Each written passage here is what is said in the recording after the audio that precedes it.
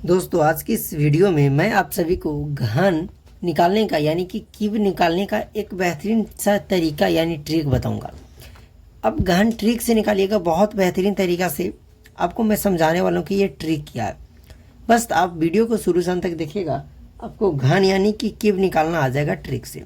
लेकिन सबसे पहले मैंने यहाँ पे कुछ क्यूब लिखे हैं, जैसे 1 का क्यूब 1, 2 का 8, 3 के 27, 4 के 64, 5 के 125, 6 के 216, 7 के 343, 8 के 512 और 9 के 729। ये आपको याद होने चाहिए, अगर नहीं भी याद है तो मैं दे दूँ, इसको याद कर सकते हैं। अब इसके बाद आप किसी भी नंबर का चाहते हैं कि क्यूब निकालें तो कैसे निकालेंगे, वो भी ट्रिक की मदद से। लेकिन देखिए थोड़ा सा ध्यान दे दीजिएगा, आखिर ये क्यूब होता क्या है।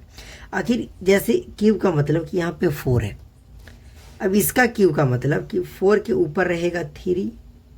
इसका मतलब कि आपको ये जो 4 है, ये जो 4 आपको दिख रहा है, इसको करना है 4 इंटू 4। तब करेंगे 4 चौके 16, चौके 64, तब हमारा आता है। मतलब किसी नंबर को आपको 3 बार मल्टीप्लाई करना है। अब यहीं पे अगर हम बोल दें कि बताइए कि 13 का क्यूब क्या होगा, तो अब 13 गुना 13 गुना 13 कीजिएगा, बहुत ज़्यादा हार्ड होने वाला है। कैसे करेंगे थोड़ा ध्यान से समझिएगा।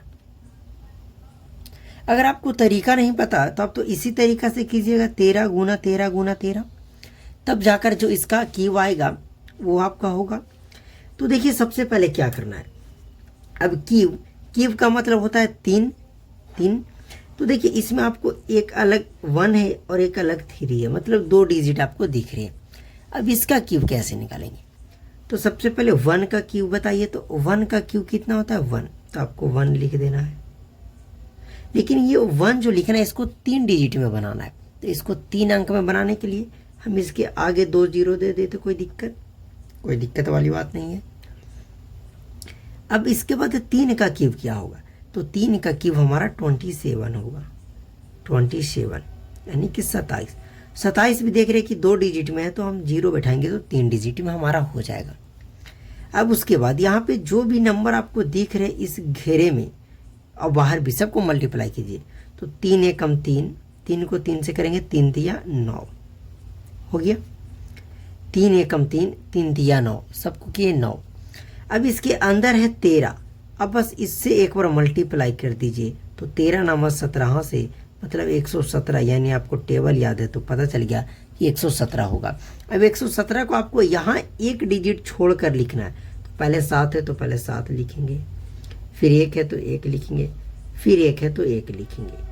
अब बस इसको आपको ऐड कर देना है, तो 7 का 7 हो जाएगा, 7 और 2 9 हो जाएगा, 1 में 0 जोड़ेंगे 1 हो जाएगा, 1 और 1 2 हो जाएगा, 2 0 आगे कुछ वैल्यू नहीं है, मतलब 13 का क्यूब 2197 होगा। आप इसको करते 13 का क्यूब तो ऐसे करते 13 गुना 13 और बहुत मुशक्क़त के बाद आपका 2197 ही आता। इतना ही इजी नहीं आता। आई होप कि आपको ये ट्रिक समझ में आ गया कि ट्रिक की मदद से कैसे क्यूब ज्ञात करना है। एक और अगर हम बात करें कि मेरे साथियों जब इतना ही बात है तो आप 16 का क्यूब हमें बता कर दिखाओ। 16 का क्यूब अब तो निकालना आ जाएगा। तो आप बोलोगे कि पहला स्टेप में दोनों डिजिट का हमें क्यूब निकालना है, तो 1 का क्यूब 1, लेकिन हमें 3 डिजिट में लिखना है, तो 00। 6 का क्यूब, तो 6 का क्यूब 216, जो 216 ये खुद 3 डिजिट में है, तो इसके आगे हमें कुछ लगाने की ज़रूरत नहीं है। अब गुना करेंगे 1 को 3, 6 से 6 एकम 6 और 6 3 18।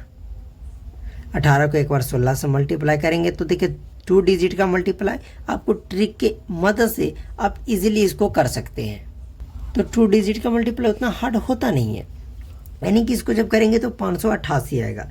एक डिजिट छोड़कर लिख दिए, बस आपको ऐड कर देना है 6, 8 और 1 9, 8 2 10 के 0, 5 6 388 आएगा मेरे साथियों, सॉरी 388 आएगा।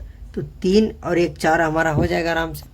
वेरी सॉरी, जब मल्टीप्लाई मैं कर रहा हूँ तो 288 आ रहा है, मतलब यहाँ पे आप 288 लिख सकते हैं। तो 2 और 1 3, एक बचा हुआ था 4, यानी कि 40 96, ये आपका 16 का क्यूब होगा। देखिए फिर से आप इसमें कंफ्यूज हो गए होंगे।